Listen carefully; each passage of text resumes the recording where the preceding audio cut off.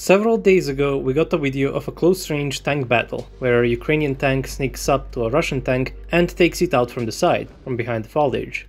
The Russian tank appears to have been engaged, or was engaging something in front of it. It tried to reverse, but, well, the reverse speed is absolutely horrible, so the Ukrainian tank had enough time to get into position and fire on the Russian tank. The Ukrainian tank then takes another shot at the Russian tank, probably to make sure it is out of action, after which the crew decides to start pulling back at the snail's pace because they also have poor reverse speed, unfortunately. And that is where the video ends. Now, the Ukrainian tank is reported to be a T-64, which is likely because the T-64 also has poor reverse speed, just like the Russian T-72 and T-90 tanks. Sadly, it is impossible to tell which exact model it is due to the very poor quality of the video.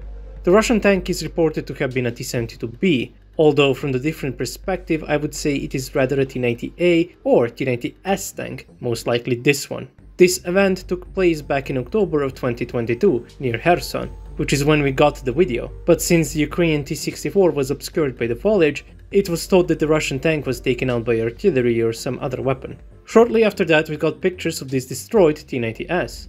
Now, if we compare the images to the video, we will see that the T-90 is very close to some foliage on its left side, just like the one in the video. The foliage looks much more barren and less green, but you have to take several things in mind. This tank burned. The fire could have easily burned some of the foliage around it, and the images came out sometime during winter, which could also explain why the foliage looks the way it does.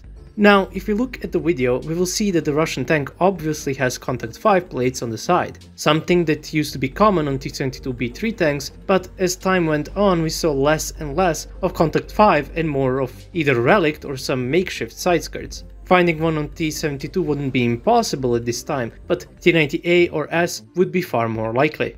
Another thing is the ERA on the turret. It really resembles the shape of T-90A or S. Not to mention that there is no visible HMG pointing back on the turret, something which would be visible if it was a T-72. Rather, it seems to be pointing forward, like on a T-90. Then we have the white markings on the tank, writings on the side plates, what resembles a V on the front hull, and more of the writings on the turret's ERA. All of this makes me believe that this is indeed the destroyed T-90S. The gun probably got detached by a round detonating in the chamber from the internal fire that probably made the tank burn up. Now, what ammo did the Ukrainian T-64 use to knock out this T-90? Well, it is hard to tell. I'd most rather say that it is heat. There is a big fireball, but that is most likely from the external fuel tanks exploding and catching fire, and the smoke is most definitely from the smoke launchers, since it is a clear white color and the way it explodes definitely looks like the smoke from the launchers. So it most likely is not high explosive, since the explosion of fuel tanks and the smoke make this appear more violent than it is. APFSDS would only make those things detonate if the explosion from the contact 5 plate detonated them, but we see explosions 2 times, practically at the same spot. It's very unlikely that that was the case.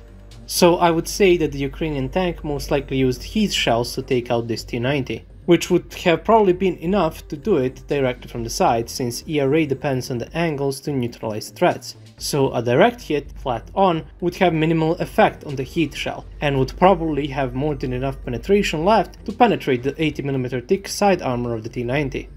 That would be all. If you like my content, you can support me on Patreon.